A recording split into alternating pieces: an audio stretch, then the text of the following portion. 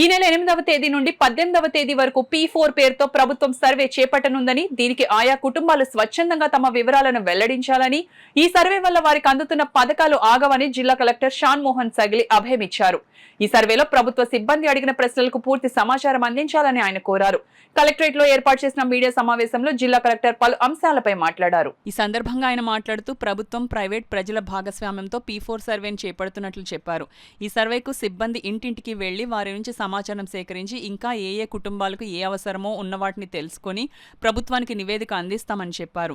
ఈ సర్వేకు సహకరించాలని ప్రజలను కలెక్టర్ కోరారు. అలాగే ల్యాండ్ కన్వెన్షన్ దరఖాస్తు చేసుకున్న దరఖాస్తుదారులు 21 రోజుల పాటు సమయం కోసం వేచి చూడాలని, అలా కాకుండా వారు ఆయా అధికారులను ఇబ్బందులు పాలు చేస్తున్నారని, అందువల్ల అవినీతి జరిగే ఆస్కారం ఉందని చెప్పారు.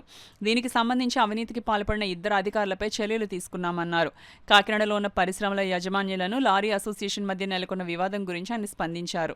కాకినాడ బీచ్ను 3.5 కోట్లతో మరింత అభివృద్ధి చేస్తున్నామని, ఎటువంటి చెత్త ఆ ప్రదేశాల్లో వేయవద్దన్నారు.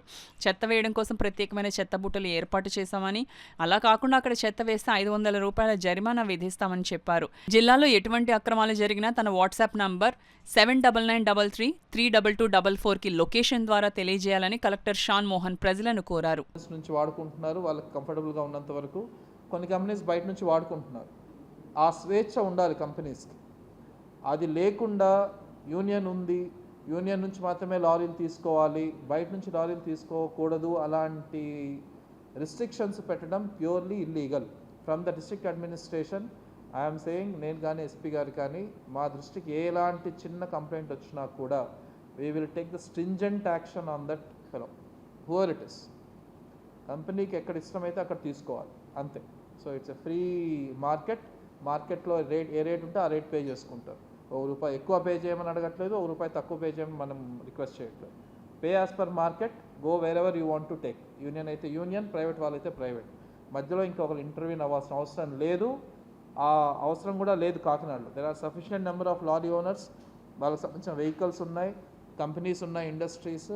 బయట నుంచి వచ్చే వెహికల్స్కి లోడ్ వేసుకుంటే అంటే లోడ్ వేసుకోండి, ఇక్కడ నుంచి రిటర్న్ వెళ్ళే వాళ్ళకి లోడ్ వేసుకుంటే లోడ్ వేసుకోండి. ఎవరు ఆపడానికి లేదు. ఆపినట్టు తెలిస్తే మాత్రం క్రిమినల్ కేసు పెట్టి we will have to take stringent action on this. This about lorry unions. Finally last issue that I wanted to appraise. చాలా రోజుల నుంచి మనం Kakinada beach front open up చేయాలి, అక్కడ ఒక చిన్న ఈవెంట్స్ చేయాలి, తర్వాత మళ్ళీ దాన్ని కొంచెం క్లీనప్ చేసుకొని కాకినాడ వాళ్ళకి ఉపయోగించాలని చెప్పి కొంచెం ప్రయత్నాలు స్టార్ట్ చేసాం. మీరు అబ్జర్వ్ చేస్తుంటారు, లాస్ట్ 15-16 డేస్ నుంచి రెగ్యులర్గా దాన్ని క్లీనింగ్ చేయటం. వన్ ఇష్యూ ఏంటంటే మనకి లాట్ ఆఫ్ ఓల్డ్ వేస్టేజ్ ఉంది, అది తీస్తుంటే వస్తూనే ఉంది కాబట్టి కొంచెం టైం పడుతుంది, ఒక 20-25 డేస్ టైం పడుతుంది ఒక క్లీన్ షేప్కి రావడానికి. బట్ ఆల్రెడీ అక్కడ డెస్క్స్ వేయడం, తర్వాత ఈరోజు I will share photographs also, తర్వాత అక్కడ డస్ట్బిన్స్ పెట్టడం. ఇప్పుడు నిన్ననే కౌడ మన ఫస్ట్ కాన్ఫరెన్స్ అదే అథారిటీ మీటింగ్లో కూడా అక్కడ టాయిలెట్స్కి, చేంజింగ్ రూమ్స్కి, లైటింగ్కి, కొంత రోడ్ డెవలప్మెంట్కి, సో వీటన్నిటికీ ఆల్మోస్ట్ ఒక 3.5 crores శాంక్షన్ తీసుకోవడం జరిగింది. సో ఈ వర్క్స్ ఇప్పుడు కోడ్ అయిపోయింది కాబట్టి ఇమీడియట్గా వాటిని టెండర్స్ పిలిచి స్టార్ట్ చేయడం జరుగుతుంది. So this we welcome everyone in Kakinada and around Kakinada to please make use of the beach. Very pleasant ఉంటుంది ఈవినింగ్, అండ్ దాని you will see lot of developments also there. And అక్కడ రెగ్యులర్గా మనకి వీడ్, అంటే గోదావరి దగ్గరలోనే కలుస్తుంది కాబట్టి వీడ్ వస్తుంది చాలా ఎక్కువ. ఈ ఏమంటుందండి, కలుపు, అది సముద్రంలో కలిసి మళ్ళీ బీచ్ మీద కొట్టుకుంటూ వస్తుంది. సో దానిలో కొంచెం చెత్తగా ఉంది. సో దానికని రెగ్యులర్గా క్లీన్ చేయాల్సిన అవసరం ఉంది. దాన్ని చేస్తున్నాం ఎవ్రీ మార్నింగ్. ఏదో ఒక NGO తర్వాత స్టాఫ్ని పెట్టి మనం క్లీన్ చేస్తున్నాం.